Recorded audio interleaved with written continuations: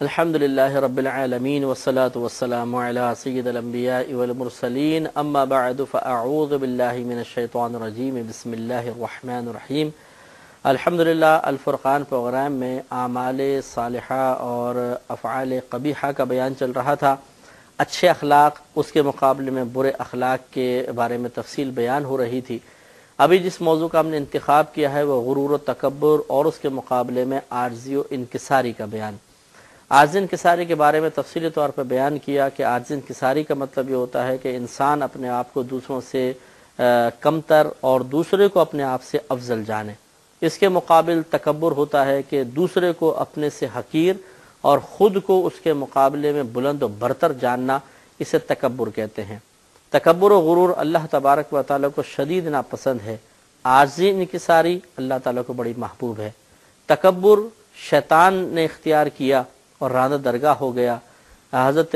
آدم علیہ السلام نے اور دیگر انبیاء علیہ السلام نے عاجزی انکساری اختیار کی۔ اللہ تبارک و تعالیٰ نے سربلندی عطا فرمائی اور اپنی بارگاہ میں مقام وجاہت عطا فرمایا۔ آپ نے دیکھا کہ سب سے پہلا تکبر شیطان نے کیا تھا اور یہ تکبر بڑا برا تھا، وہ کافر ہو گیا تھا۔ اس لیے تکبر کے بارے میں غور و تفکر کرنا بہت ضروری ہے۔ تکبر کیا ہوتا ہے، کن اسباب کی بنا پر پیدا ہوتا ہے، اس کی کون کون سی اقسام ہیں، کیا کیا حکم ہیں تکبر کے۔ اس لیے ان تمام تفاصیل کو انشاءاللہ ہم آپ کی خدمت میں عرض کریں گے اور پھر تکبر کے علاج کے بارے میں بھی آپ کو بتایا جائے گا۔ تو یاد رکھیں کہ تکبر کا مطلب ہوتا ہے کہ اپنے آپ کو دوسروں سے افضل اور برتر سمجھنا، جبکہ دوسرے کو حقیر اور کمتر جاننے کا نام تکبر ہے۔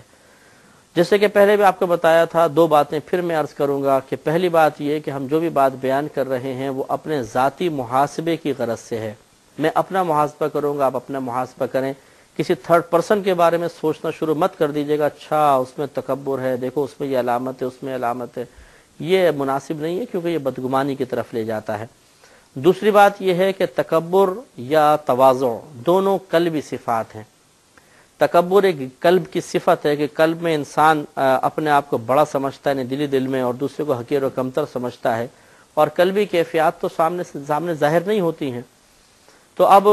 بعض اوقات انسان خود اپنی کیفیت سمجھنے میں ناکام رہتا ہے کہ وہ یہ کہہ رہا ہوتا ہے کہ نہیں میں تو عاجزی انکساری پسند ہوں جی، میں بہت ہی لفظ بھی بول دیتے ہیں جی میں کمینہ ہوں، میں تو بڑا حقیر اور کمتر آپ کے قدموں کی خاک ہوں وغیرہ وغیرہ، لیکن اس کے اعمال و افعال اس کے ان الفاظ اور اس قلبی کیفیت کے مخالف مطلب نظر آتے ہیں۔ جو بظاہر وہ اپنی قلبی کیفیت بیان کر رہا ہے کہ نہیں جی میرے دل میں تو بڑی عاجزی انکساری ہے، اس کا عمل ظاہر کر دیتا ہے کہ نہیں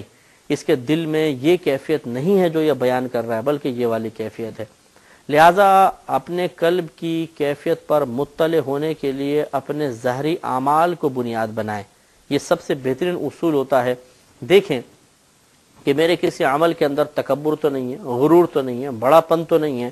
اگر ہے تو بس قلب میں سمجھ لیجئے کہ تکبر موجود ہے، اور اگر نہیں ہے تو سمجھ جائیں کہ تکبر موجود نہیں ہے۔ تو تکبر کے کچھ اسباب پہلے ہم آپ کی خدمت میں عرض کرتے ہیں کہ کن وجوہات کی بنا پر تکبر پیدا ہوتا ہے۔ ان میں بہت سی چیزیں ہیں، مثال کے طور پر اعلیٰ خاندان، مال و متاع، حسن و جمال، طاقت، صلاحیتیں، علم، عبادت، منصب، یہ چیزیں عموماً تکبر کا سبب بنتی ہیں۔ اعلیٰ خاندان سے تعلق رکھنے والا بعض اوقات دوسری ذات کو کہتے ہیں نیچ اور کمتر ذات سے تعلق رکھتا ہے، حالانکہ یاد رکھیں کہ ہمارے مذہب اسلام میں ذات پات کا کوئی تصور نہیں، یعنی ذات پات کے اعتبار سے اونچ نیچ کا کوئی تصور نہیں۔ یہ غیر مسلموں میں ہو سکتا ہے، لیکن اسلام سب کو برابر تصور کرتا ہے بالکل۔ حتیٰ کہ نبی کریم صلی اللہ علیہ وسلم نے اپنے آخری خطبے میں ارشاد فرمایا کہ کسی عربی کو کسی عجمی پر اور کسی عجمی کو کسی عربی پر کوئی فوقیت نہیں ہے سوائے تقوی کے۔ عجمی کہتے ہیں غیر عربی کو، یعنی عرب لوگوں کو کسی غیر عرب پر اور کسی غیر عرب کو عربوں پر فوقیت حاصل نہیں ہے، اگر ہے تو صرف تقوی کی وجہ سے۔ معلوم یہ ہوا کہ تقوی پرہیزگاری ایک ایسی چیز ہے کہ جس کی وجہ سے ہم کہہ سکتے ہیں جی یہ افضل ہے، یہ کمتر ہے، ورنہ ذات پات وغیرہ یہ جی عربی ہیں یہ غیر عربی ہیں، اس وجہ سے ہم کمی بیشی کے اونچ نیچ کا تصور قائم کریں، نبی کریم صلی اللہ علیہ وسلم نے اس سے منع فرما دیا۔ قرآن میں بھی اللہ تعالیٰ نے ارشاد فرمایا کہ انا اکرمکم عند اللہ اتقاکم، کہ بے شک تم میں سے اللہ تبارک و تعالیٰ کی بارگاہ میں سب سے زیادہ عزت والا وہ ہے جو تم میں سے دوسروں کے مقابلے میں زیادہ تقوی اختیار کرنے والا ہے۔ تو تقوی، پرہیزگاری، یہ انسان کے لیے عزت اور عظمت کا سبب بنتی ہے۔ اگر یہ ہے تو ٹھیک، ورنہ نبی کریم صلی اللہ علیہ وسلم نے یہ منع فرمایا کہ ذات پات کے تصور کی بنا پر دوسرے کو حقیر اور کمتر سمجھا جائے، یہ غلط ہے۔ ضمناً عرض کر دیتا ہوں کہ شادی بیاہ کا معاملے میں ایک لفظ آپ نے سنا ہوگا، کفو۔ کفو کا مطلب ہوتا ہے ہم پلہ ہونا، ہم نظیر ہونا۔ اس کا یقیناً ہمارا مذہب اسلام اعتبار کرتا ہے کہ اگر لڑکی اپنی مرضی سے نکاح کرنا چاہے تو وہ کفو میں ہی کر سکتی ہے، غیر کفو میں نہیں، اور یعنی ہم پلہ میں کر سکتی ہے، غیر ہم پلہ میں نہیں۔ غیر ہم پلہ یا ہم پلہ کے اندر کون کون سی چیزیں دیکھی جاتی ہیں؟ ان میں سے ایک یہ خاندان بھی ہے، ذات برادری بھی ہے۔ چنانچہ اگر لڑکی کسی ایسے لڑکے سے نکاح کر لیتی ہے کہ جو اس لڑکی کے والدین کے لیے یا اس کے خاندان کے لیے باعث شرم و عار بن سکتا ہو، تو یہ نکاح صحیح نہیں کہلاتا۔ یعنی یہ ہو تو جاتا ہے لیکن والدین کی اجازت پر موقوف ہے، چاہے تو قائم رکھیں چاہے تو ختم کر دیں۔ یہاں ایک ڈاؤٹ پیدا ہو سکتا ہے کہ جب مذہب اسلام ذات پات کا کوئی تصور اور فرق ملحوظ نہیں رکھتا ہے تو ایک کفو کا مسئلہ کیوں بیان کیا گیا؟ تو مسئلہ دیکھیں یہ ہے کہ ایک تو ہے کہ کسی سے رشتہ اس لیے ناجائز قرار دیا جائے کہ وہ قوم حقیر ہے، کمتر ہے، اور ایک اس لیے کہ والدین یا خاندان کی قلبی کیفیت کا یا ان کے عزت و احترام کا کو ملحوظ رکھتے ہوئے ان کے جذبات کا احترام کرتے ہوئے کوئی حکم دینا، یہ دو الگ الگ چیزیں ہیں۔ شریعت یہ نہیں کہہ رہی کہ اگر لڑکی نے غیر کفو میں شادی کی تو وہ حقیر ہیں، کمتر ہے، اس لیے چھوڑ دو، نہیں، بلکہ اس لیے کہ اس تعلق کی بنا پر بہرحال کیفیات بدلتی ہیں۔ ہر خاندان کی اپنی اپنی ایک مطلب ایک حیثیت ہوتی ہے، جسے مثال کے طور پہ کیا ہمارے نبی کریم صلی اللہ علیہ وسلم کا خاندان دیگر تمام خاندانوں سے افضل و اعلیٰ ہے یا نہیں ہے؟ تو یقینی سی بات ہے، اس کا کوئی انکار نہیں کر سکتا۔ تو یہ ہوتا ہے کہ خاندان بڑے بھی اعلیٰ ہوتے ہیں، کچھ ادنا درجے کے ہوتے ہیں، جو دنیاوی تقسیم ہوتی ہے، اگرچہ شریعت یہ کہہ رہی ہے کہ اس تقسیم کو ملحوظ نہ رکھا جائے، لیکن اب یہاں پہ آگئی بات جذبات کی اور کیفیات کی، کہ بعض ایک اچھا پڑھا لکھا خاندان ہے، مالدار لوگ ہیں، سلجھے ہوئے قسم کے لوگ ہیں، لڑکی نے کسی ایسے لڑکے سے نکاح کر لیا جن کے پاس نہ دولت ہے، نہ پیسہ ہے، نہ کوئی ایجوکیشن ہے، اور مطلب یہ کہ بالکل کم پڑھے لکھے والوں کی حرکتیں، چھچوری قسم کی حرکتیں ہیں ان کی، تو آپ خود سوچئے کہ ان میں آپس میں ایڈجسٹمنٹ کیسے ہوگی؟ طبیعتوں کا اتنا اختلاف، ذہنی ہم آہنگی کا نہ ہونا، تو یقیناً یہ خود اس لڑکا لڑکی کے لیے یہ رشتہ بہت ہی نامناسب ہے کہ آگے چل کے یہ ایڈجسٹ نہیں کر پائیں گے اور ٹوٹ جائے گا، جدائی ہو جائے گی۔ اور اسی طرح اس لڑکی کے والدین کے لیے یہ تعلق باعث شرم عار ہے کہ دیگر خاندان کے افراد، یقینی سی بات ہے کہ ایک اپنے ہی جیسے ہم ذہن لوگوں کے قریب ہونا پسند کرتے ہیں، اور اس قسم کے لوگ جو ان سے ذہنی ہم آہنگی نہیں رکھتے، طبیعتی لحاظ سے، طبعی لحاظ سے، عادات کے اعتبار سے ہم پلہ نہیں ہیں، تو اس سے پھر بعض اوقات والدین کا اعتماد، ان کے جذبات مجروح ہوتے ہیں۔ تو شریعت صرف ان والدین کے ادب و احترام کی خاطر ان کے جذبات کو مجروح ہونے سے بچانے کے لیے حکم دے رہی ہے، کسی کو کمتر اور حقیر سمجھ کے حکم نہیں دے رہی ہے۔ لہذا کفو کے مسئلے کو اس طرف نہ لے کے جایا جائے کہ جی شاید شریعت ہماری دوسرے کو حقیر اور کمتر سمجھ رہی ہے۔ انسان سب برابر ہیں۔ یہی وجہ ہے کہ اگر یہی والدین اپنی بچی کا نکاح یہاں کرنا چاہیں اپنی مرضی سے، بالکل جائز ہے۔ اگر تو واقعی شریعت کسی کو حقیر اور کمتر سمجھنے کی بنا پر رشتے کو ناجائز قرار دے رہی ہوتی تو پھر والدین بھی کرنا چاہتے تو یہ منع ہوتا، لیکن بالکل جائز ہے۔ اصل میں ان کے جذبات کا احترام مقصود ہے کہ وہ والدین ہیں، ایک خاندان ہے، انہوں نے بچی کو پالا ہے تو ان کا ایک حق بنتا ہے کہ وہ اپنی عزت کی، اپنے ناموس کی حفاظت کریں۔ اس عزت و ناموس پہ جب حرف آئے گا تو شریعت نے ان کو حق دیا کہ چاہے تو اس رشتے کو ختم کر دیں، لیکن جب وہ خود اس چیز کو فیس کرنے کے لیے تیار ہیں، اگر وہ بچی کا نکاح کرنا چاہیں تو بالکل کر سکتے ہیں، اگر بچی بھی راضی ہے، والدین راضی ہیں تو بالکل ٹھیک ہے، ہو سکتا ہے۔ تو اس لیے اس طرف توجہ نہ کی جائے۔ تو بہرحال بعض اوقات ایسا ہوتا ہے کہ خاندان کی وجہ سے تکبر پیدا ہوتا ہے، یہ ہم فلاں اعلیٰ خاندان سے تعلق رکھتے ہیں اور وہ حقیر اور کمتر سمجھیں، یہ غلط ہے، ایسا نہیں ہونا چاہیے۔ اور ایک وہی بات ہے کہ حقیر نہیں سمجھ رہے، لیکن یہ ہمارا میل ملاپ سے ہی نہیں ہو سکتا، ان کے اپنے رسومات، ہمارے اپنے رسومات، ان کے اپنے جذبات، ہمارے اپنے، ان کی کیفیات اپنی، ہماری اپنی، ہماری ذہنی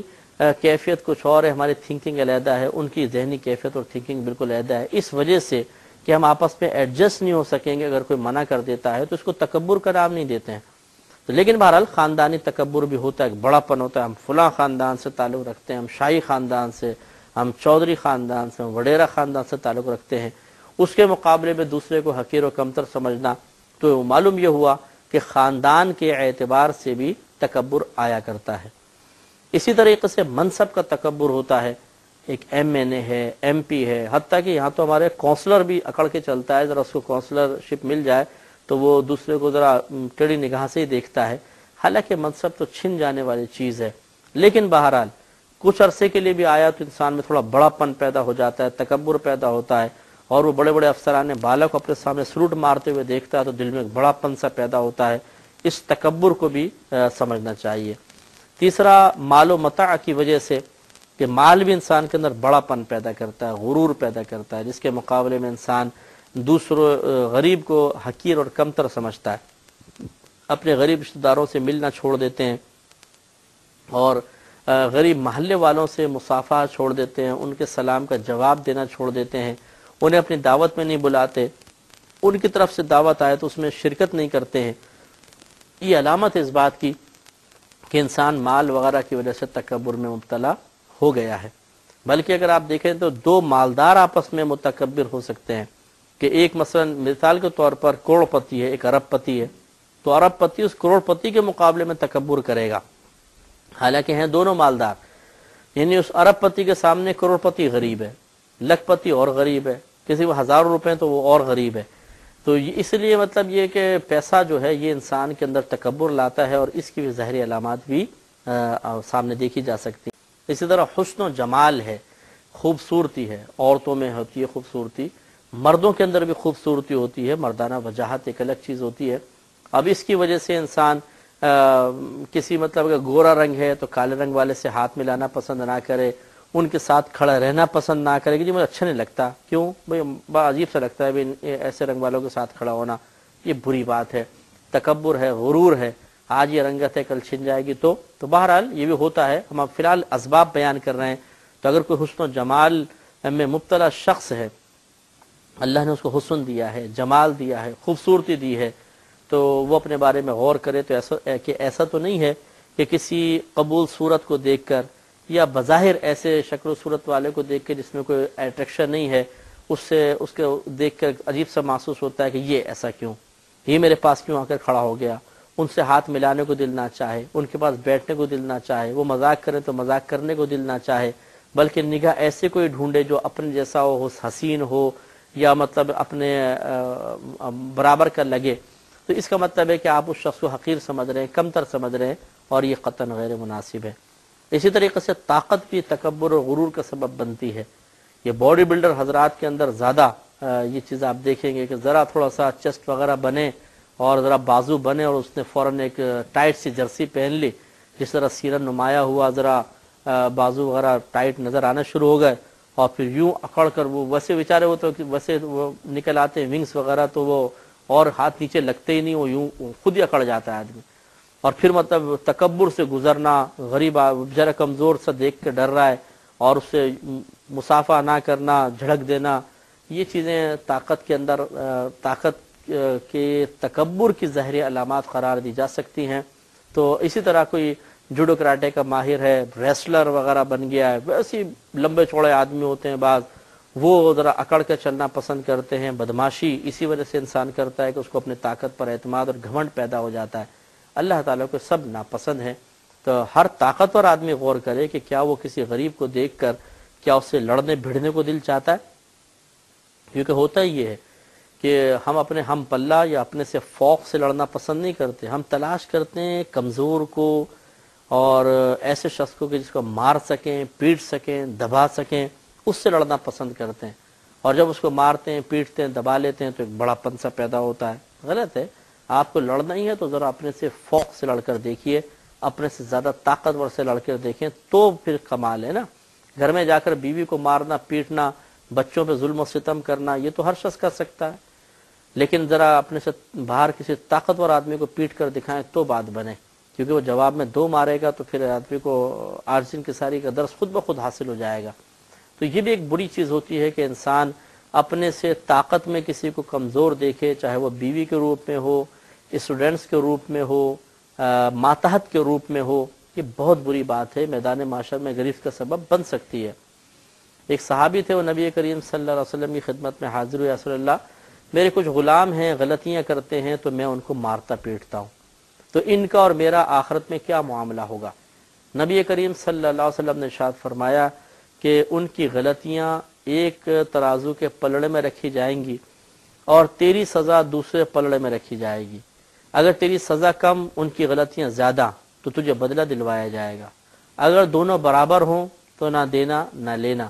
اور اگر تیری سزا زیادہ ہوئی، ان کی غلطی کم ہوئی، تو تجھے اس کا بدلہ دینا پڑے گا، تجھے سزا ملے گی۔ تو وہ صحابی روتے ہوئے وہاں سے چلے گئے تھے۔ تو آپ غور فرمائیں کہ ہمارے ساتھ بھی ایسا ہوتا ہے کہ ہم طاقت کے گھمنڈ میں بعض اوقات سامنے والے کو مار دیتے ہیں، پیٹ دیتے ہیں، دبا لیتے ہیں۔ جو جاہل قسم کے شوہر ہوتے ہیں، بیویوں پہ ہاتھ اٹھانا، مارنا اور بے دردی کے ساتھ مارنا، یہ بہت بڑی جہالت ہے۔ نبی کریم صلی اللہ علیہ وسلم نے اس چیز کو پسند نہیں فرمایا۔ اگرچہ اجازت مرحمت فرمائی ہے، شوہر بیوی کو مار سکتا ہے، لیکن کنڈیشنز کے ساتھ۔ چہرے پہ مت مارو فرمایا، ایسے مت مارو کہ ہڈی ٹوٹ جائے، ایسے مت مارو کہ جسم پر نشان پڑ جائیں، ان سے منع فرمایا۔ تو آپ خود غور کریں کہ عورت کا بدن تو ویسے بڑا نازک ہوتا ہے، مرد کا ہی آپ بدن تھوڑا ٹائٹ ہاتھ سے پکڑ لیں، دیکھیں گے نشان پڑ چکے ہوں گے۔ تو عورت کا بدن تو ویسے نرم ہوتا ہے، سرکار فرماتے ہیں کہ ایسا مارو کہ جسم پہ نشان نہ پڑیں۔ تو اس کا مطلب یہ ہے کہ بہت ہی معمولی سا مارنے کی اجازت ہے، کیونکہ ذرا بھی آپ زور سے ماریں گے جسم پہ نشان پڑ جائے گا۔ چہرے پہ مارنا منع فرمایا، ایسا مت مارو کہ ہڈی ٹوٹ جائے۔ اور ہمارے بعض شوہر حضرات جو تکبر اور طاقت کے نشے میں چور ہوتے ہیں، وہ تو مار مار کے بھرکس نکال دیتے ہیں بیویوں کا، اور کتنی بات پر؟ نمک زیادہ کر دیا تھا، مرچ زیادہ کر دی تھی، بوٹی صحیح نہیں گلائی تھی، میرے سامنے بات کیوں کر لی؟ اس کا خمیازہ دنیا میں نہیں تو آخرت میں بھگتنا ہوگا۔ بہرحال اس پہ سلسلہ کلام جاری رہے گا، لیکن اگلے پروگرام میں وآخر دعوانا ان الحمدللہ رب العالمین۔ الحمدللہ رب العالمین والصلاة والسلام علی سید الانبیاء والمرسلین، اما بعد فاعوذ باللہ من الشیطان الرجیم، بسم اللہ الرحمن الرحیم۔ الحمدللہ پروگرام الفرقان میں تکبر کے بارے میں کلام چل رہا تھا، اور ہم نے ایک تفصیلی کلام کرتے ہوئے بتایا کہ تکبر کی پہلے تعریف کے بارے میں عرض کیا تھا کہ اپنے آپ کو افضل اور بڑا سمجھنا اور اپنے مقابلے میں دوسرے کو حقیر یا کمتر تصور کرنا، یہ تکبر کہلاتا ہے، اور یہ کسی نہ کسی سبب کی وجہ سے ہوتا ہے۔ خاندانی وجاہت ہے، منصب ہے، مال دولت، حسن و جمال، علم، عبادت کی کثرت، طاقت، زور، ان تمام یہ مختلف چیزیں ہوتی ہیں جو انسان حاصل کرنے کے بعد، ان نعمتوں کو حاصل کرنے کے بعد اپنے آپ کو بڑا سمجھتا ہے، دوسروں کو حقارت کی نگاہ سے دیکھتا ہے۔ تو اگر اس کی کوئی ظاہری علامات آپ کو مجھے اپنی ذات میں نظر آئیں کہ مثلا ہم جس کو کمتر حقیر سمجھتے ہیں اس کو دیکھنے کو بھی دل نہیں چاہتا، بعض اوقات وہ اگر قریب آ کے کھڑا ہو جائے تو اس کی موجودگی سے دل پہ ایک بوجھ پیدا ہو جاتا ہے، جب تک وہ کھڑا رہے گا ناپسندیدگی پیدا ہوتی رہے گی، غصہ بار بار اس کے اوپر آئے گا، ڈانٹنے ڈپٹنے جھڑکنے کو دل چاہتا ہے، بے عزت کر دیتے ہیں، بات بات میں مصافحہ کرنا پسند نہیں کرتے ہیں، اور اسی طرح سلام کرنے میں پہل نہیں کرتے ہیں، اس کی تعظیم کے لیے کھڑے نہیں ہوتے ہیں بلکہ چاہتے ہیں کہ یہ ہماری تعظیم کرے، ملنے کے لیے کسی کے پاس نہیں جاتے ہیں، چاہتے ہیں کہ وہ ہم سے ملنے آئے، میں کیوں اس کے پاس ملنے جاؤں، سودا سلف لانے میں، اپنے گھر کا سودا سلف لانے میں شرم و عار محسوس کرتے ہیں۔ ایک تو ہے کہ اترے اور گاڑی میں رکھ کے لے آئے، اور ایک ہاتھ میں لے کر گلی سے گزرنا، اپنے کسی جگہ سے گزرتے ہوئے چلنا وزن اٹھا کر۔ متکبر کبھی بھی یہ نہیں کرے گا کہ وزن اٹھا کر چلے،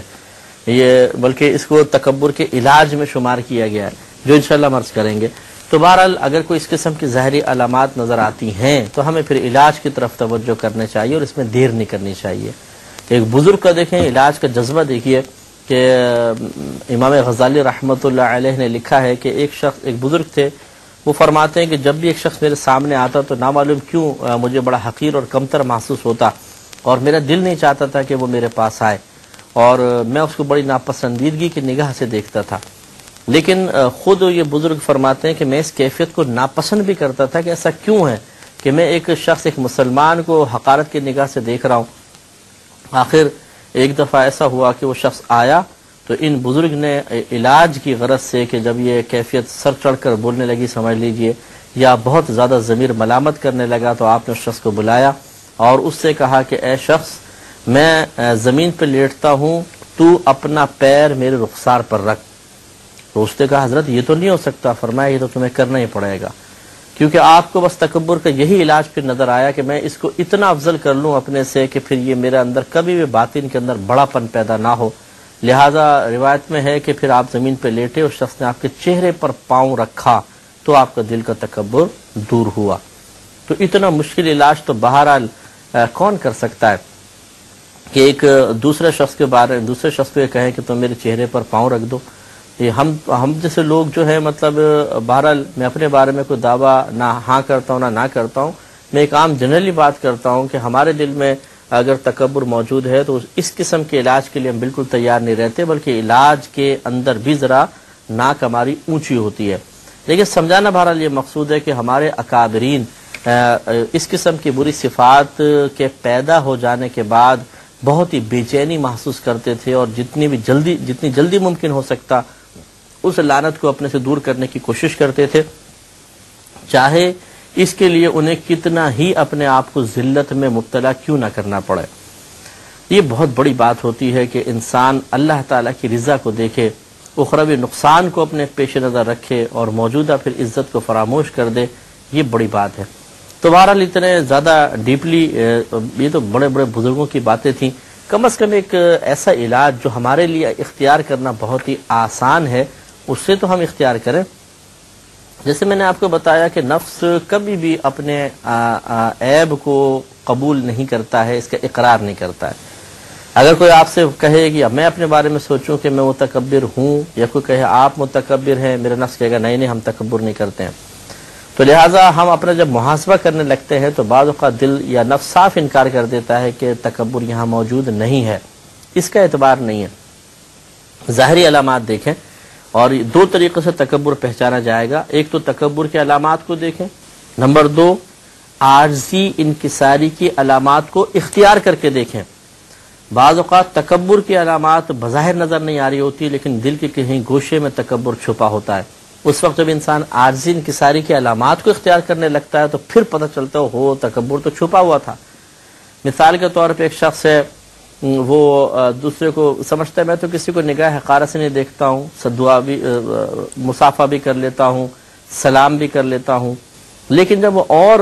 کوئی عاجزی انکساری کے اعمال اپنانے کی کوشش کرتا ہے, مثلا مسجد میں جھاڑو دے دینا, اپنے سودا صرف اٹھا کے گھر لے آنا, اپنے ہاتھ سے گھر کی صفائی کر لینا, گھر کے کام کاج میں حصہ ملا لینا, ان چیزوں میں بعض اوقات انسان جھجک محسوس کر رہا ہے مثال کے طور پہ. تو اس کا مطلب یہ ہوا کہ بعض چیزوں میں تو متکبر نہیں ہے لیکن بعض امور میں اس کا تکبر ظاہر ہوتا ہے. اس کا مطلب ہے کہ تکبر کچھ نہ کچھ قلب میں موجود ہے. ہونا ہی چاہیے کہ کسی بھی جہت سے کسی بھی پہلو سے کوئی بھی علامت تکبر کی نہ ہو. تکبر کی جو ظاہری علامات ہیں ان سے بھی انسان خالی ہو اور عاجزی انکساری کا ہر وہ عمل جو ذلت اور رسوائی والا نہ ہو اس عمل کو اگر وہ اختیار کرتا ہے اور نفس اس میں مطیع و فرمانبردار ہے تو اب مطمئن ہونا چاہیے کہ ہاں دل میں تکبر نہیں ہے. چنانچہ تکبر کے علاج کی طرف جب انسان آئے گا تو سب سے پہلے علمی علاج ہونا چاہیے کہ انسان اس کو حقیر سمجھے, برا سمجھے, اس وصف کی قباحت کا احساس کرے تو پھر انسان اس سے بچے گا بھی اور دل اس کا نفس اس کا ساتھ دے گا, دل اس کا ساتھ دے گا کہ ہاں یہ اس وصف کو دور ہونا چاہیے. تو اس کے لیے کچھ تکبر کی مذمت ہے میں آپ کی خدمت میں عرض کرتا ہوں. احادیث کریمہ کی روشنی میں وہ سماعت فرمائیں تاکہ اندازہ ہو کہ نبی کریم صلی اللہ علیہ وسلم نے متکبرین کے بارے میں کیا فرمایا. اور آج یہ تھوڑا بہت جو ہمیں تکبر نظر آتا ہے جس کو ہم معمولی اور حقیر سمجھ کے نظر انداز کرتے ہوئے علاج کی طرف توجہ نہیں کرتے, کل یہ ہمارے لیے بہت زیادہ نقصان کا سبب بن سکتا ہے. حضرت عبداللہ بن مسعود رضی اللہ تعالی عنہ سے روایت ہے کہ نبی کریم صلی اللہ علیہ وسلم نے ارشاد فرمایا کہ جس شخص کے دل میں ذرہ بھر بھی تکبر ہوگا وہ جنت میں داخل نہیں ہوگا.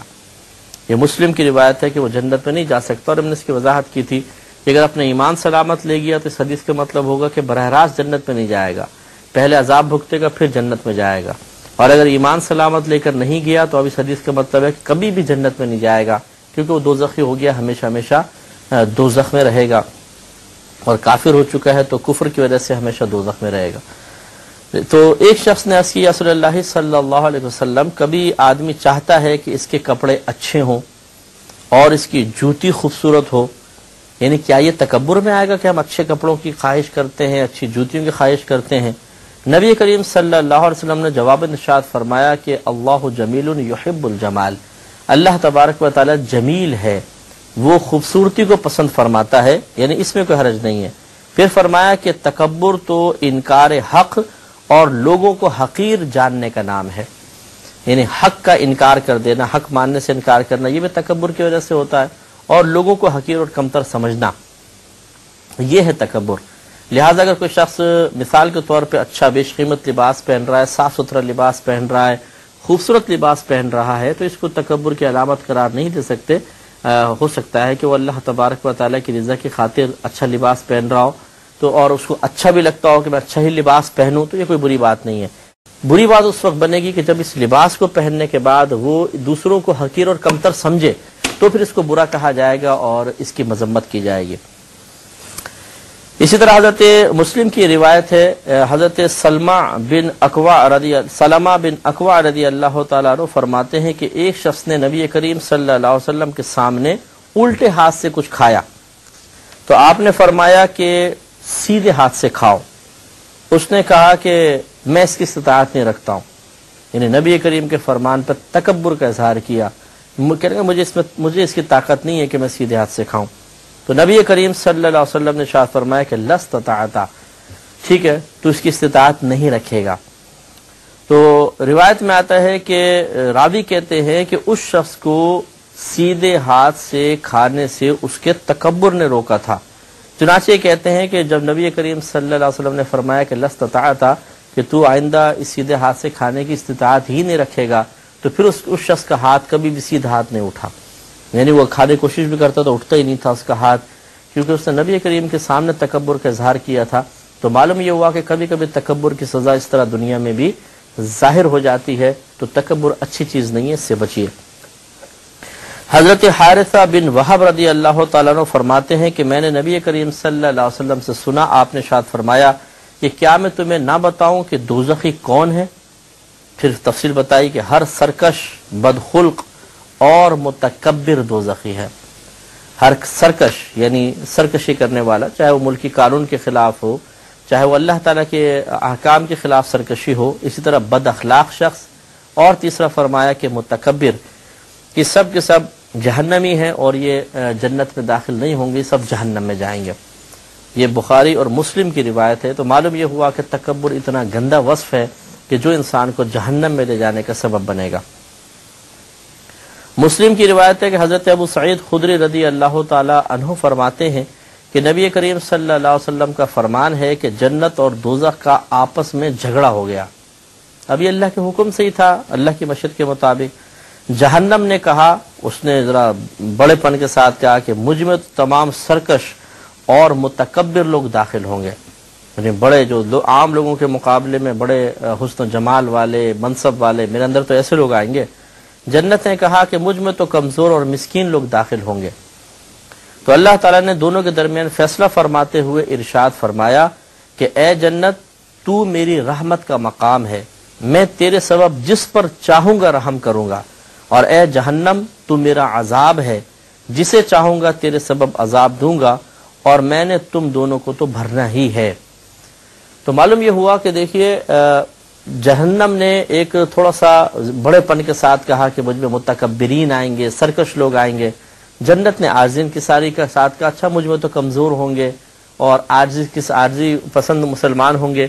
تو اللہ تعالیٰ نے پھر جنت کو فوقیت دی اور فرمایا کہ تو میری رحمت کا مقام ہے اور جہنم میرے عذاب کا مقام ہے۔ معلوم یہ ہوا کہ جس نے توازن کی ساری اختیار کی، اللہ تعالیٰ نے